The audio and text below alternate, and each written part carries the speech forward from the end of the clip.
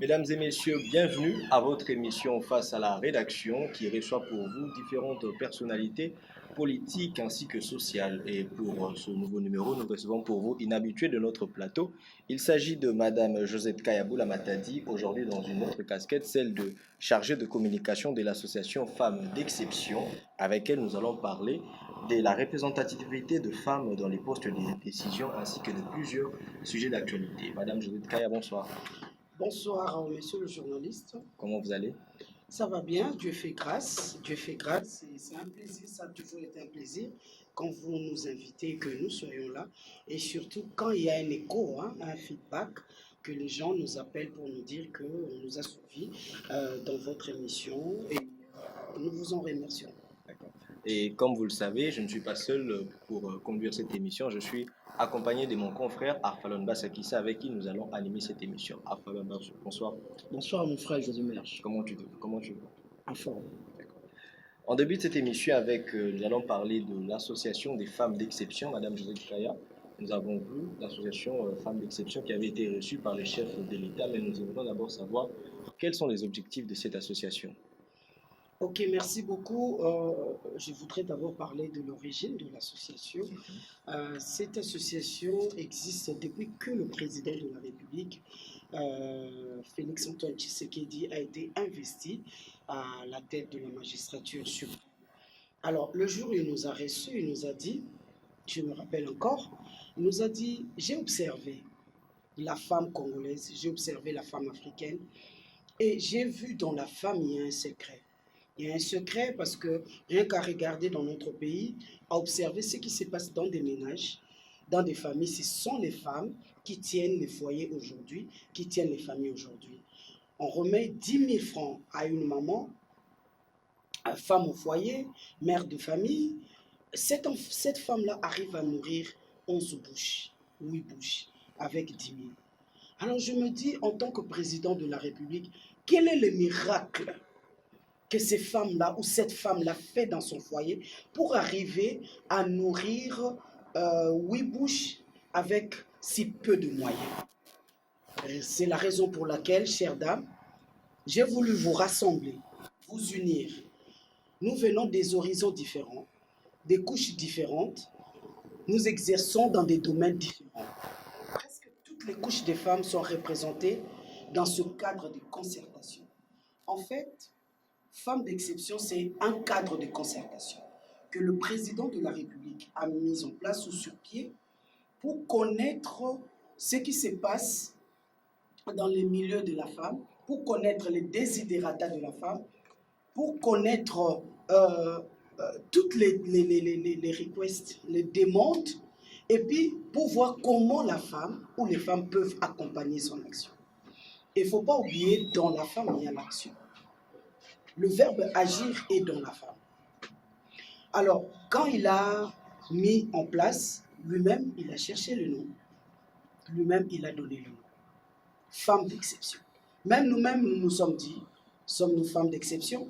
Et quand il a expliqué l'idée, nous avons compris que chaque femme congolaise est une femme d'exception. Madame Josette Kaya, pour ne pas vous interrompre par rapport à ce que vous venez de dire, c'est une structure mise à pied par le chef de l'État. Ouais. Ne voyez-vous pas que ça peut se transformer en un parti politique?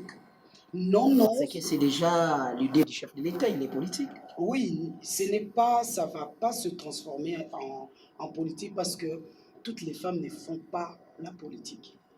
Bien qu'il y ait des femmes politiques au sein de ces structures. D'ailleurs, quand nous y allons, même si vous appartenez dans un parti politique, on ne parle pas de parti politique. On ne parle pas. Je n'ai jamais entendu quelqu'un, en se présentant, elle a dit « je suis de tel parti politique ». On parle de l'expertise et de l'expérience. Parce que c'est dont le président de la République a besoin chez la femme. Cet accompagnement de sa vision par la femme va s'exprimer par ce que possède la femme, par ce qu'est la femme, par ce qu'a la femme. Alors, comme je l'ai dit, les gens n'ont pas une perception de manière claire de cette structure, parce que rien qu'à voir peut-être quand nous mettons dans des réseaux sociaux des reportages ou soit des images, nous voyons les réactions des gens pour dire que c'est une association qui... C'est des trop, qu'est-ce que vous faites là-bas, alors que pourquoi pas les autres femmes, seulement vous? C'est là que j'aimerais vraiment tranquilliser tout le monde, que toutes les couches des femmes sont représentées. Nous avons des femmes qui parlent au sein de cette association, quand ils veulent informer le président de la République sur l'agriculture, les femmes maraîchères, leur voix est portée haute. Nous avons les femmes magistrates, nous avons les femmes, les personnes qui, avec handicap. D'ailleurs, c'est là que le président de la République a puisé pour nommer notre consoeur dans l'association, mais son Excellence, Madame la ministre des Affaires déléguée au ministère des Affaires sociales, Madame Irène Essamou. C'est là que le président l'a déniché parce que quand il a délié sa langue, quand il a parlé de la situation des personnes handicapées, quand il a donné même l'idée qu'on puisse avoir tout un ministère, parce que ces gens-là ont beaucoup plus apporté. Ils sont handicapés peut-être des mains, des pieds, mais ils ne sont pas handicapés des cerveaux. Alors le président avait donné sa promesse pour dire qu'on va mettre en place un ministère. Et c'est ce qui est fait. Nous avons aussi Madame la ministre, son Excellence, Madame la ministre Rose, aujourd'hui qui est ministre. C'est la première fois dans notre pays qu'une femme puisse occuper le poste de ministre de Justice. Monsieur le Président de la République a puisé là parce qu'il écoute les femmes. Et pour nous, c'est un honneur, parce que c'est la première fois que nous ayons un président de la République qui puisse mettre à l'écart ce cadre de concertation pour écouter la femme, pour voir comment la femme va matérialiser, en fait, la vision du président de la République. Et c'est la 8e fois. La 8e fois, c'était le 8 juin qu'il nous a reçus depuis qu'il a commencé, depuis son mandat. C'est la 8e fois.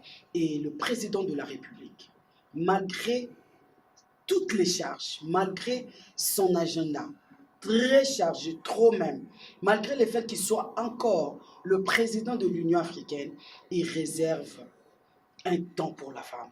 Et quand nous y allons, il prend tout son temps pour nous écouter. Il prend tout son temps pour nous parler.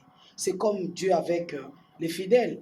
Il y a un temps où moi, je viens, je parle à mon Dieu, et il y a un temps, Dieu me parle. Alors, c'est là que nous nous sentons vraiment honorés par le président de la République, parce qu'il écoute la femme. Madame Josette Kaya, lors de votre rencontre avec le chef de l'État, vous avez dit, au sortir de l'audience, que vous allez accompagner le chef de l'État dans sa vision plutôt du développement. Moi, j'aimerais juste savoir que s'il faut parler du développement, le développement est vaste. C'est dans quel secteur que vous allez comme axe priorité? C'est dans tous les secteurs de la vie sociale. Lesquels? Parce que les femmes qui y vont, toutes les femmes des couches sociales sont représentées. Le président de la République, il l'avait dit, que dans son mandat, il va faire en sorte que le sol puisse prendre revanche sur le sous-sol. Donc ça veut dire, nous qui avions, le Congolais avait toujours les yeux rivés sur les matières premières, parce que dans ce sens-là, nous savons que nous sommes très gâtés par Dieu. La nature nous a tellement gâtés, et la seule ressource pour nous, en République démocratique du Congo, c'est comme si on devrait que nous regarder dans ce sens-là dans le sous-sol. Alors le président, dans son mandat, il a dit, le sol va prendre la revanche. Mais aujourd'hui, qui tient le sol?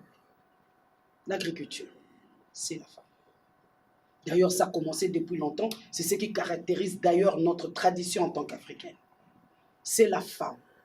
Alors, le président de la République veut composer avec cette femme-là. Comment il va prendre la revanche sur le sous-sol sans associer la personne qui est l'actrice? On nous dit, et c'est ce qui est, la femme est un vecteur du développement. La femme, c'est une actrice du développement. Si tu veux parler de développement dans ton pays et que tu mets la femme à part, tu vas échouer. Parce que l'actrice du développement, c'est la femme. Je vous ai donné l'exemple de ce qui se passe dans nos foyers. Mais encore, aujourd'hui, si vous tendez le micro, beaucoup vous diront que ma mère a payé mes frais d'études grâce peut-être au jardin qu'elle faisait. Beaucoup de femmes maraîchères, aujourd'hui, elles peuvent bomber les torses pour dire que c'est grâce à ça, au champ, que j'ai dû payer les frais scolaires, les frais d'études de mes enfants. Alors, le président de la République, pour l'agriculture, il associe la femme. Dans la magistrature, la femme telle que Dieu l'a créée, la femme a l'essence d'équité. La femme a l'essence de la justice. Rien qu'à voir l'exemple de la poule avec le coq. Quand la poule prend, le coq, quand il mange seul. Mais quand la poule prend, il préfère mourir de faim, mais elle donne à ses enfants. La notion de l'équité. Au niveau de la justice, nous en avons besoin. Or, la justice élève une nation. Et nous osons croire, comme il y a une femme maintenant à la tête de la justice, le président de la République peut se dire que la nation va s'élever. La femme se retrouve au niveau des médias. Parce que moi, je suis, vous l'avez dit, chargé de communication de femmes d'exception. Les médias est inondé aujourd'hui par les femmes.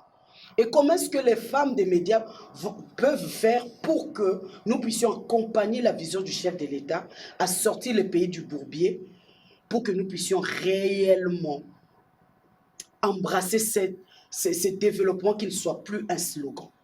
Comment est-ce que les femmes des médias vont le faire?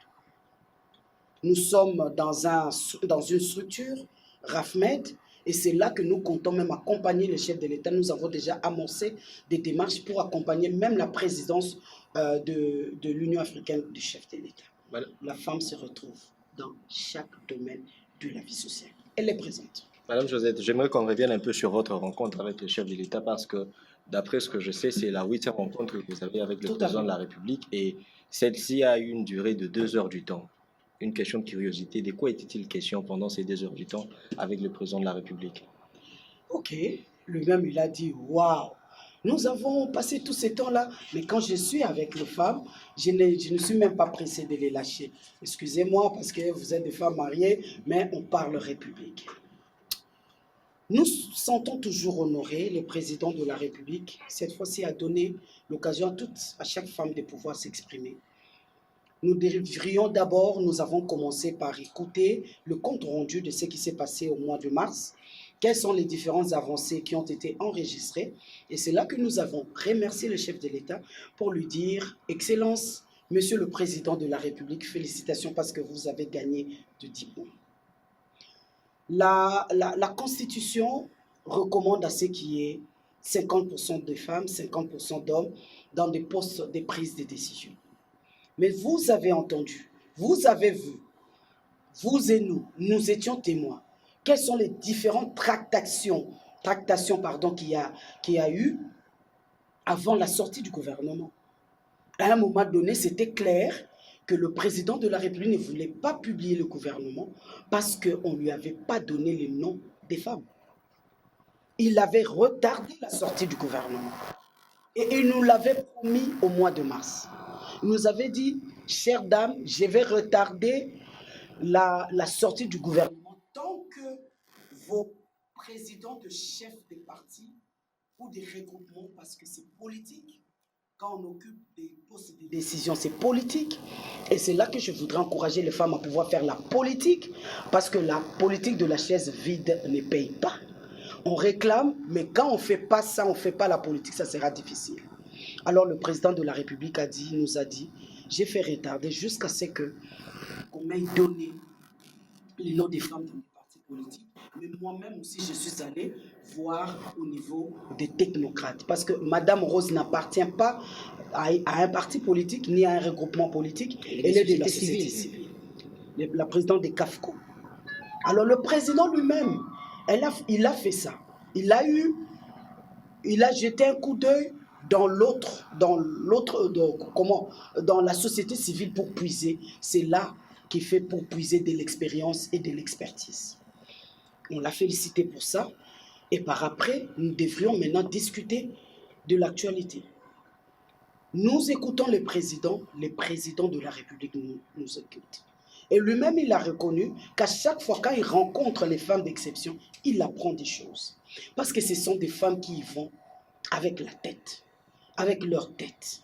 Ce ne sont pas des femmes qui y vont seulement pour réclamer les 30%, même si nous avons félicité le chef. Aujourd'hui, vous avez 27%. 27%. Gouvernement Sylvestre Ilunga, vous étiez à 17%. À 17-18%. Aujourd'hui, 27%. Mais pour ne pas interrompre mon confrère José Merge par rapport à ce que vous venez de dire, Madame Josette Kaya, lorsque vous parlez des représentations des femmes, vous parlez des femmes, vous mentionnez, vous martelez toujours des femmes, en termes de résultats, la femme sur terre.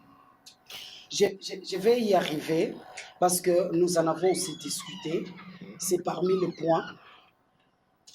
C'est là que le président nous dit, quand il est avec les femmes d'exception, il apprend toujours beaucoup de choses. Parce que nous lui amenons. Là, on peut dire que comme c'est une structure qui lui appartient, il y a toujours des éloges. Non, pas toujours des éloges. Et ce n'est même plus une structure qui lui appartient parce qu'il a mis en place une idée. L'idée a germé et aujourd'hui nous sommes une structure à part entière avec un statut, avec un règlement intérieur et nous avons des documents qui nous permettent maintenant de pouvoir travailler comme toute structure de la société civile. Alors là, pour le problème de la représentativité, nous en avons, oui, nous ne pouvons que parler de ça, oui, parce que nous n'avons pas encore atteint l'objectif. La Constitution réserve 50%. Donc, pour la représentativité, nous avons encore rappelé le chef de l'État ce jour-là. Merci pour les 27%. Mais nous attendons encore plus. D'ailleurs, pour nous taquiner, il a dit, mesdames, rassurez-moi que quand vous aurez vos 50%, vous allez me laisser tranquille. On lui a dit oui, parce que cette fois-là, ça sera vraiment légal. C'est la Constitution qui le dit. Il y a des critères aussi de méritocratie, madame, lorsque vous parlez des femmes, 50%, 50-50, il faut qu'il y ait aussi les critères de méritocratie. Merci, cher monsieur. On ne doit pas juste se focaliser en disant que la femme a... Comme c'est une promesse, mais il faut aussi penser aussi à ces critères-là de méritocratie. Merci, cher monsieur. Quand on parle de la femme, on parle méritocratie. Coup de chapeau. Merci parce que vous nous poussez à pouvoir à creuser davantage, aller en profondeur, pour que nous puissions atteindre les hauteurs. Merci. Aux hommes, on ne demande pas la méritocratie. Aux hommes, juste un non. Donnez-moi un non. Petit n'a pas confiance. Non, petit n'a pas souffrir ne mingi. Ah, loyal, botia kombonaï. Mais à la femme, on dit, est-ce qu'elle mérite? Merci. Moi, je dis, c'est une bonne chose. C'est une bonne chose. Et dans le gouvernement des Warriors, nous avons 15 femmes. Et ce ne sont pas les moindres. Nous avons des vertébrés, nous avons des warriors, 15 femmes, donc, qui représentent 27%. Ce sont des femmes qui sont porteuses de l'espoir des femmes au sein de ce gouvernement, parce que beaucoup de gens ont déjà mis les thermomètres sous les essais de ces femmes-là. Mais P sont actifs sur le terrain. C'est vous qui Comme le le dites. cas de ministre Rose Mutombo, on la voit, Eve Bazaïba, et l'autre là de Mina, et puis Madame Claudine de ETPS. Oui. Mais il y a certaines femmes aussi qui ne sont pas actives, à l'occurrence Aminata Massia. Jusque-là, c'est comme s'il y a quelque chose qui ne marche pas. Il n'y a que quelques femmes qui sortent la tête, au fait. Monsieur, je voudrais vous dire quelque chose dans la vie. Vaut mieux chercher à être efficace que visible. Les femmes, vous allez voir leur efficacité. Ne cherchez pas la visibilité. Il y a trop du sensationnel dans la visibilité, mais il y a du concret dans l'efficacité. Je vous dis que les choix portés sur ces femmes-là, elles sont là, pas en tant que femmes, mais elles sont là en tant que Congolais, Congolaises, pour apporter des solutions appropriées aux différents problèmes qui se posent avec acuité dans notre pays. Donc, ce sont les membres du gouvernement, hormis le sexe. Je sais que beaucoup d'hommes, vous serez très rigoureux envers les femmes. Je vous dis une fois de plus, merci, parce que vous nous poussez à travailler, à aller au-delà. Mais l'efficacité est là et elle sera là. Nous avons confiance en nos sœurs qui sont au sein du gouvernement. Elles ont commencé déjà le travail et quand vous allez dans des cabinets, les travails se font. Vous avez la ministre de l'ETPS, Claudine Doucy, qui quitte son bureau, si elle quitte tôt, c'est 21 h. Jusqu'à 22 h, il a toute une pile comme ça. Elle, c'est une femme, de fois, je me pose la question, est-ce qu'elle mange? Est-ce qu'elle se sent fatiguée? C'est une warrior. Même au niveau du genre. D'ailleurs, au niveau du genre, c'est une femme qui est déjà rodée dans... qui se retrouve déjà dans les partis politiques. Elle-même, elle est présidente Madame, d'un les parti résultats politique. sur les terrains, il y a 2 ou 3 mois depuis que le gouvernement s'est installé. Les résultats sur les terrains. Vous êtes journaliste, monsieur. Si vous allez chercher l'information auprès de ces ministères-là, on vous dira ce qui est déjà fait. Et d'ailleurs, dans votre chaîne, dans votre journal, je suis les activités que ces femmes-là font. Je suis. Alors, à la femme, on demande toujours plus. À la femme de faire des efforts. À la femme de porter pendant 9 mois. Mais à la femme, c'est la femme qui transforme. Parce que pendant que ces petits grains-là viennent dans la femme, c'est la femme qui les transforme pour que vous soyez un homme aujourd'hui. Et même quand la transformation finit dans le ventre, une fois que la femme donne vie, elle continue son boulot à façonner. Donc je vous dis, bas la terre. Le travail se fait.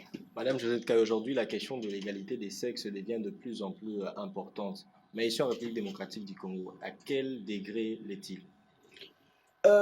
Faudra d'abord chercher à comprendre quel est le statut de la femme en République démocratique du Congo. C'est une question à la fois difficile et complexe, parce que si vous posez la question aujourd'hui, le statut de la femme, peut-être on commence à le voir petit à petit avec ce qui se passe sur le plan politique, comment les femmes commencent à occuper des postes de décision. Le statut de la femme congolaise, est-ce que c'est une femme à statut traditionnel? Est-ce qu'il y a la modernité? Est-ce que, mais je me dis qu'au niveau de l'Afrique, les femmes sont chanceuses. Pourquoi? Pendant que nous, en Afrique, nous avions un mot à dire, le dernier mot d'ailleurs, parce que nous avons eu des reines, nous avons eu des princesses, nous avons eu des chefs d'armée femmes. En Europe, on cherchait le droit de vote. Les femmes cherchaient le droit de vote. En Afrique, la femme avait la parole. Mais cette parole-là, en Afrique, à la femme, on la lui arrive ravie. Parce qu'on connaît la force, le pouvoir, la puissance de la femme. Et c'est là que je dis que, à ce niveau-là, on a enlevé l'âme de l'Afrique. Parce que la puissance, la force de la femme ne se résume qu'au niveau de faire les enfants ou être dans le ménage. Mais avant, la femme avait les derniers mots. Je répète encore, vous pouvez seulement aller revoir le film de Shaka Zulu. Vous verrez que la femme en Afrique a un mot à dire. Pendant que nous, femmes travailleuses, fonctionnaires de l'État, nous sommes à salaire égal, compétence égale. En Afrique et au Congo, en République démocratique du Congo. En Suisse, en France, les femmes réclament parce que les femmes n'ont pas le même salaire que les hommes. En Afrique plutôt, ou en RDC particulièrement, nous réclamons à salaire égal, à travail égal, avantage égal. Ce que nous manquons, nous, ce sont les avantages.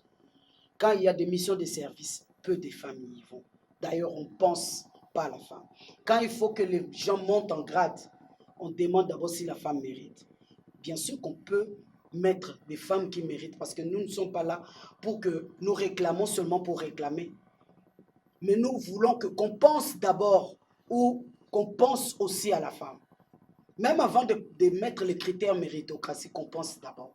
Mais aujourd'hui, la femme essuie des injustices impossibles. Je vous parle, j'ai fait 6 mois, je ne travaille pas. Tout ça parce que la femme devient dangereuse quand elle connaît ses droits. Elle constitue un danger, une menace à l'homme. Et l'homme cherche à pouvoir la mater, l'éliminer. Non. Quand une femme connaît ses droits, c'est vraiment un acquis. Et comme je suis chrétienne, je dirais c'est une bénédiction. Parce que quand la femme connaît ses droits, elle saura bien faire son travail. Elle sera bien devant ses responsabilités. Pour rendre à la société ou à l'entreprise dans laquelle elle évolue ce qui lui est dû. Mais quand vous passez votre temps à pouvoir mater la femme, à la RTNC2, j'ai fait 4 émissions, 3 ou 4. Aujourd'hui, toutes ces émissions ne passent pas, souffrent. Aujourd'hui, le peuple, la couche de la population, l'audimat que j'entretenais, je ne sais plus l'entretenir. Cet audimat-là ne sait plus être informé parce que les 4 ou 3 émissions ne passent pas pour la simple raison que je suis suspendu injustement. J'ai dit en passant, merci au président de la République, Félix-Antoine Tshisekedi, parce qu'il m'a donné sa parole. Donc, pour la femme, j'aimerais que et les hommes et les femmes, pour une société équilibrée, reconnaissez les efforts, l'expertise, l'expérience de la femme. Parce que c'est cette femme-là qui t'a mis au monde, c'est cette femme-là qui t'a éduqué, c'est cette femme-là qui t'a nourri. Certes, beaucoup de nos mamans n'ont pas étudié, mais ce que tu es devenu aujourd'hui, si elle était aussi idiote, ignare que ça, vous serez ce que vous êtes aujourd'hui? Non. Reconnaissons les valeurs, reconnaissons, c'est un acquis, je vous dis, sans la participation effective de la femme dans tout ce qui est développement, progrès du pays, ça sera un travail nul. Beaucoup de pays le font. Au Rwanda, il y a des femmes qui participent à la construction et à la reconstruction du pays. Quand le Rwanda dit que non, en 2030, il sera une petite Suisse. On le fera avec les femmes. Et ils vont gagner ce pari. Il suffit seulement qu'on comprenne. Le président de la République, c'est un homme genré. Il a compris à son niveau. Mais au niveau des entreprises, quand il faut promouvoir les femmes, les directeurs, pourquoi on n'a pas beaucoup de femmes directeurs? Est-ce que ce sont les femmes qui manquent? C'est faux. Parce que nous avons délié notre langue, nous avons dit, les têtes sont là. Mais quand il s'agit de promouvoir, on ne regarde pas la femme. On croit que la femme est bonne seulement dans la cuisine, pour faire des enfants. Non, il y a un temps pour tout. Et d'ailleurs, là, vous allez poser votre question. Ce sont les spécificités que Dieu a données à tout un chacun. L'homme a ses spécificités. Là où moi, je ne saurais pas, le sac de ciment, peut-être je vais transporter un sac qui coûte, qui pèse... 50 kilos. Pardon? 50 kilos. 50 kilos, je peux, mais 100 kilos, je ne saurais pas. C'est toi qui vas porter 100 kilos. Mais moi, je porte la grossesse. Vous ne saurez pas porter. Ce sont des spécificités. Les spécificités de la femme ne sont pas des faiblesses. Les spécificités de la femme, c'est là où qu'on doit voir, puiser là-dedans, pour qu'on puisse compléter ensemble avec les spécificités de l'homme. C'est ce qui va faire la force. Les spécificités de la femme ne sont pas des faiblesses. Alors, Josette Kaya, on voit la manière dont vous parlez, c'est-à-dire que quelque part, c'est comme si la femme congolaise est marginalisée dans des entreprises. Mais avant d'abord de continuer cette question, il y a une petite question, si vous pouvez nous répondre de manière brève. L'égalité des sexes en Afrique, peut-on dire que c'est un combat ou une réalité? Oui, c'est une réalité, nous le vivons. Cette égalité qui n'est pas encore effective.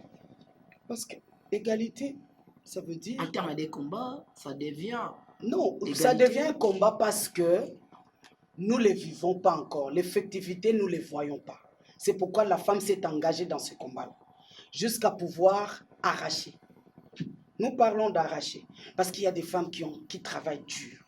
Il y a des femmes qui ont travaillé dur, dont les efforts ne sont pas reconnus. Je vous ai dit à l'émission passée, à Sun City, n'eût été la porte de la femme, on n'allait pas avoir les résultats que nous avons eus. Parce que les hommes étaient comme ça, orgueilleux. Chacun s'est replié, chacun était dans son coin. Je ne vais pas céder, je ne vais pas faire des compensations. Je ne vais pas faire des compromissions. Je ne vais pas. Et ce sont les femmes qui se sont levées. Heureusement que les femmes étaient à Sun City. Elles sont venues parler aux oreilles des hommes. Parce qu'elles connaissent la force qu'elle a. Elles connaissent le pouvoir qu'elle a. Elles ont adouci. Elles ont ramolli les cœurs des hommes. Et voilà les résultats que ça a donné. Je vous dis, les femmes font un travail formidable. Vous demandez au chef de l'État, vous demandez au chef de l'État lors de votre rencontre avec le président de la République, vous demandez plus de postes aussi lors des nominations de nouveaux mandateurs à des entreprises publiques. Est-ce que avec la participation des femmes dans des postes-là stratégiques, quand vous exigez 50-50, la RDC peut décoller? Demander des postes, ce n'est pas un péché. Parce que aussi sur les réseaux sociaux, on nous a dit, vous êtes allés là-bas demander des postes. Quand nous débattons ici, nous ne voyons pas de femmes. Moi, je dis aux hommes, quand dans des plateaux de télévision, moi j'ai fait des débats avec des hommes. J'ai fait des débats avec les hommes. Et je vous dis, j'ai maintenant dit aux hommes, ah, donc quand vous venez faire les débats, donc vous cherchez des postes. Mais chez les chefs de l'État, vous avez quand même imploré lors des nominations des mandateurs publics, il faudrait respecter aussi les critères des 50-50. Ce n'est pas un péché. Je veux vous ramener. Je fais la maïotique. Ok? Je dis donc, quand vous venez au plateau de télévision, vous venez chercher les postes. Alors les femmes s'y prennent autrement alors. Les femmes s'y prennent autrement. Les femmes sont tellement marginalisées, même au sein de la société, dans des entreprises. Quand on pense à pouvoir promouvoir la femme, elle est la dernière personne. Et deux fois, dans des nominations, il n'y a même pas de femmes. Où la femme s'arrête au niveau des chefs de division, chefs de service. Et quand vous allez dans des entreprises, même au niveau de la fonction publique, nous n'avons pas beaucoup de femmes chefs de division. Parce que moi, je suis chef de service, c'est équivalent de chef de division. On n'a pas beaucoup de femmes directeurs, sous-directeurs. Directeurs, il n'y en a pas. Quand il arrivait que cette femme-là puisse être directeur, les avantages ne vont pas suivre. Surtout quand il y a des voyages où ce sont les hommes qui y vont. Là, ils en profitent pour amener leur maîtresse. Hein. Quand ils reviennent, la République va perdre parce qu'il n'y a même pas de restitution. Je vais vous dire une chose. En la femme, hein, il y a la perfection. Dieu, quand il a créé la femme, il a créé un être. C'est la raison pour laquelle, quand tu t'es réveillé, l'homme, tu as dit « Waouh ». C'est une créature finie. Alors, dans cette perfection, la femme cherche toujours à faire bien. C'est rare. On peut dire que le péché aussi est entré à travers la femme. Hein? La vie aussi est entrée à travers la femme. C'est rare de voir dans un plateau de télévision qu'une femme puisse commencer à parler mentir. C'est rare. Parce que la femme, elle réfléchit. Quelles sont les conséquences par rapport au discours que je vais tenir?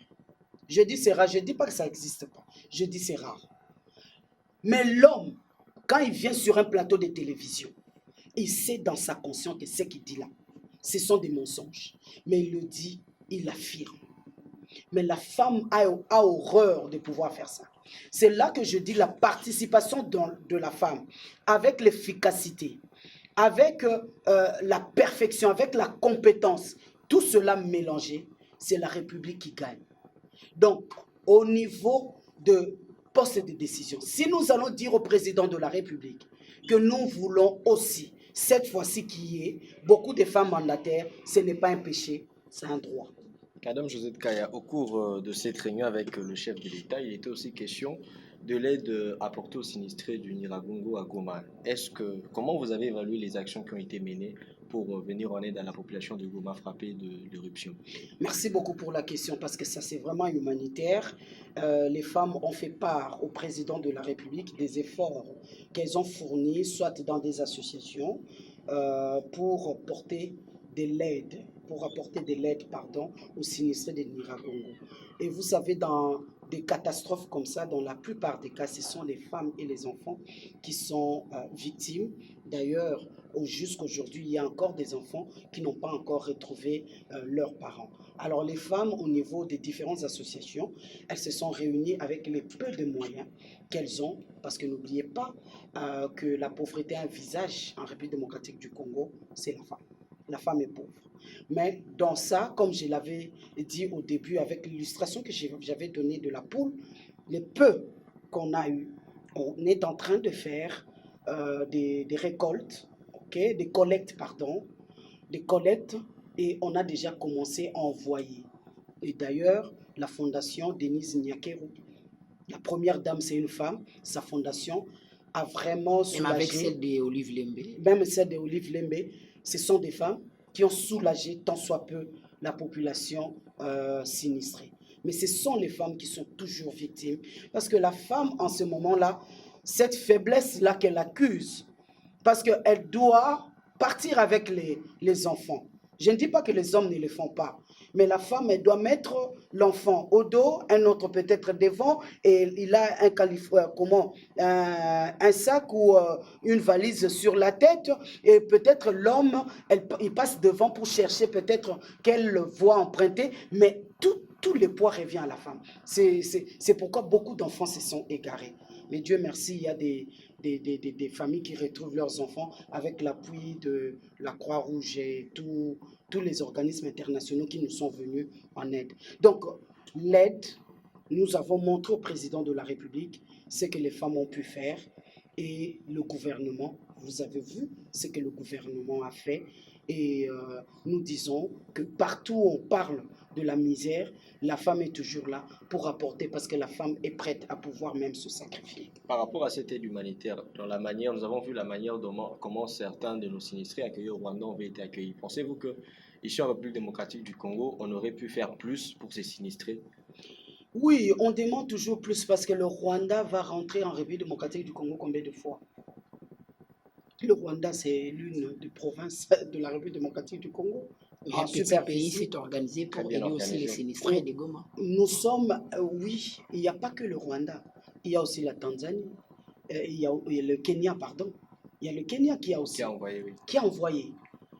La République démocratique du Congo, elle est entourée de 9 pays. À son tour, quand il y a besoin, chez les autres, la République démocratique du Congo le fait aussi. Alors, si tu veux que tu sois bien, tu veux être en bonne santé, rassure-toi que ton voisin est aussi en bonne santé. D'ailleurs, on a l'habitude de dire que quand ça tousse à Kinshasa, à Brazzaville, il l'écoute et il doit prendre des précautions. Vous voyez un peu. Donc, c'est au nom de la solidarité. Et puis, n'oubliez pas que le président, aujourd'hui, notre président, il est le président de l'Union africaine. Donc, cette solidarité africaine qui est dans nos veines, le Ubuntu qui est dans nos veines, a seulement parlé pour qu'on vienne en aide aux sinistrés. Donc, aux grands mots, les grands remèdes. Donc, le gouvernement est en train de... D'ailleurs, tout est bousculé, même au niveau de ministère. Quand vous y allez, on va vous dire que la priorité, c'est d'abord apporter ce soutien-là, tant moral que financier, aux sinistrés de Nyiragongo. Tout le monde a serré la ceinture. Vous avez vu ce que les sénateurs ont fait, non? Ils ont pris l'initiative de pouvoir donner $500 pendant combien de temps? Donc, c'est important que tout le monde puisse mettre la main dans la pâte. Et cette situation, il n'y a pas que le président de la République qui va trouver des réponses appropriées. Chaque Congolais ému de compassion, nous devons le faire. Madame Josette, dans le volet sécuritaire, le président de la République a décrété l'état des sièges pour la durée d'1 mois et récemment, cet état des sièges a été prolongé pour quel jour? Par rapport à ce qui a été fait pendant ce mois de l'état de siège, quel bilan donnez-vous à cette première partie de l'état de siège dans ces deux provinces, le Nord Kivu et l'Ituri? Pour moi, c'est parce que déjà au niveau de la Constitution, c'est prévu les 30 jours et puis 15 jours. Pour moi, on devrait même aller au-delà. Pourquoi? Parce qu'il faut que l'autorité de l'État soit rétablie dans ces coins de la République. Si l'autorité de l'État est rétablie, les choses vont aller de la manière à pouvoir simplifier la vision du chef de l'État ou l'accomplissement ou accélérer l'accomplissement ou la matérialisation de cette vision. Vous savez, quand il y a des zones de conflit, ça retarde le développement, même si vous avez des bonnes volontés. Mais aujourd'hui, nous avons vu, avec l'état de siège, on est en train de mettre la main sur tous ces assaillants. C'est pourquoi on a demandé même à la population de pouvoir coopérer. Lors de avant-dernière réunion de conseil des ministres, nous avons entendu le ministre Mouyaya qui a demandé à ce que la population puisse faciliter la tâche parce que ces gens-là, de fois, se retrouvent dans la population. Il ne faut pas que la population soit naïve. Et la population doit être très regardante en ce qui concerne sa sécurité. Parce que la sécurité, on doit d'abord l'assurer soi-même avant de compter sur les autres. Même si au niveau de l'Est, c'est difficile pour nos frères et sœurs, mais qu'on dénonce ces gens-là quand ils font irruption, quand ils viennent, quand ils opèrent, qu'on dénonce là où, dans leurs quartiers généraux, qu'ils dénoncent. Parce que nous avons tous besoin de la paix. Ces conflits n'ont assez, ils ont tellement duré que ça devient normal. Non, ce n'est pas normal. Il y a certains députés du Nord Kivu dans la récente plénière qui attribuent la faute au gouvernement par le fait de dire qu'il n'y a pas d'évaluation par rapport à l'état des sièges. D'abord les 30 jours, quand on a prorogé 15 jours, donc il n'y a pas vraiment d'évaluation. Comment digérez-vous plutôt cette façon-là de dire avant d'entamer la dernière question par rapport à la troisième vague de la COVID-19? Et contrairement à un exécutif provincial, il est contrôlé par des députés provinciaux, mais l'état de siège, c'est le pouvoir est renforcé auprès de l'armée. Oui. Pour enchérir la question de mon confrère. Oui, quand le pouvoir est renforcé auprès de l'armée, c'est pour dissuader, On a vu que l'armée devrait venir en dernière rescousse. L'état de siège, quand il vient, il y a des choses qui se font qui ne peuvent pas se dire sur la place publique. Le chef de l'État, c'est le garant. Il reçoit les rapports de tout ce qui se fait. Quand vous vous dites qu'il n'y a pas encore de résultats palpables, mais ce n'est pas ce qui se fait ou ce qui se dit entre le président de la République et les rapports qu'on lui fait. C'est vrai, les représentants du peuple ont parlé, ils sont là pour toujours tirer la sonnette d'alarme. C'est vrai ce qu'ils peuvent dire, mais je vous dis que le président de la République n'est pas là, assis confortablement sur sa chaise, sachant qu'il y a des défis à relever, il y a des choses qui se font, tout ne se dit pas sur la place publique. Madame Josette, avant de finir cette émission, il y a une question d'actualité que nous aimerions un peu aborder avec vous. Il s'agit de la loi concernant la congolité qui sème un peu la discorde au sein de l'opinion publique. Quel est votre point de vue par rapport à cette proposition de loi de Noël Tchani? Noël Tchani faisant l'objet du débat, candidat à la présidence de la République, d'origine des pères et des mères. Waouh! Moi, personnellement, c'est un avis personnel et ça n'engage que moi. Si aujourd'hui on parle de la congolité, j'aimerais assez qu'on puisse tous tourner les dos. Je ne sais pas si Côte d'Ivoire est derrière ou devant. C'est que l'ivoirité a amené dans ce pays. La Côte d'Ivoire était le grenier de l'Afrique de l'Ouest. Aujourd'hui, ils ont dû reculer, même s'il y a quand même des avancées, à cause de ces mal, à cause de ces virus. Nous devons faire attention. C'est vrai, réclamer que je suis congolais de père et de mère, c'est vrai. C'est d'ailleurs une sorte de sécurité qu'on veut apporter pour ce qui est de la magistrature suprême, certains postes qu'on doit occuper clés pour qu'on ne donne pas ça à n'importe qui. Mais qui est n'importe qui? Qui a demandé à ce que je puisse aujourd'hui naître un Congo que je suis, montant que je suis? Je ne l'ai pas demandé. Dieu a voulu que je naisse comme ça. Alors, il y a des enfants qui sont nés, père, burundais, mère congolaise. Il y a des gens qui sont nés, père polonais, mère congolais, mais qui ont su avoir des postes clés dans ce pays et les choses ont marché. Est-ce que devons-nous voir la congolité de cette manière-là? Quelqu'un qui est né, je vois ça sur Internet, une fille, un garçon qu'on a adopté, il est coréen. Les parents qui l'ont adopté, ce sont des Australiens. Ils l'ont adopté jusqu'à ce qu'il a atteint l'âge de 30 ans. Il est allé en Corée du Nord. Dès qu'il met pied, il appelle ses parents, il dit « Je suis dans mon pays ». Alors que c'est la première fois. C'est parce qu'il est seulement congolais, coréen. Alors, à ce monsieur-là, vous allez dire que non, vous êtes australien, alors qu'il a le sang congolais. Donc, c'est pourquoi je dis il faut coréen, il faut voir les choses de cette manière-là. Moi là, je suis là. Mon mari est congolais de Brazzaville. Ma fille, si intelligente qu'elle est, si elle choisit, elle dit que non, je viens pour travailler dans mon pays, le pays de sa mère, parce qu'elle est congolaise de Kinshasa. D'ailleurs, elle est congolaise au carré. Si elle vient pour briguer un poste à la présidente, vous allez lui dire qu'elle n'est pas congolaise, Non, je dis il faudra voir. C'est vrai, si on veut mettre des garde-fous par rapport à ce qui s'est passé par le passé. Ces garde-fous-là, c'est très important. Je ne nie pas. Parce que, soi-disant, les Congolais, ceux qui sont passés, qui ne sont pas Congolais de père et de mère, ou soit un seul parent, ont fait en sorte que le pays se retrouve aujourd'hui dans le bourbier. Mais voilà comment on commence même à interpréter les choses. Ceux qui étaient Congolais de père et de mère n'ont pas su. On a donné l'exemple de Kassavou. Je suis mon Congo. Et je dis que j'ai été choqué de pouvoir écouter, soi-disant, un professeur d'université qui cite le nom de Kassavoubou de cette manière-là, soit il n'est pas professeur d'histoire, il ne connaît pas son histoire. Les Congolais attendent à ce qu'ils soient Congolais de père ou de mère, qu'ils soient Congolais de père, qu'ils soient Congolais seulement de mère. Mais quand tu te sens Congolais et que tu as le souci que ce pays aille de l'avant, nous avons besoin de ces gens. Je regarde aussi l'avenir de ma fille. Hein. Madame Kaya, c'était un plaisir de vous recevoir dans cette émission pour cette nouvelle fois. Le plaisir est partagé. Merci beaucoup. Merci beaucoup à Fallon de m'avoir accompagné pour ce numéro. Merci beaucoup. Et voilà, c'est par ici que prend fin cette émission Face à la rédaction. Merci de l'avoir suivi. On se retrouve sur le même plateau avec un autre invité. Au revoir.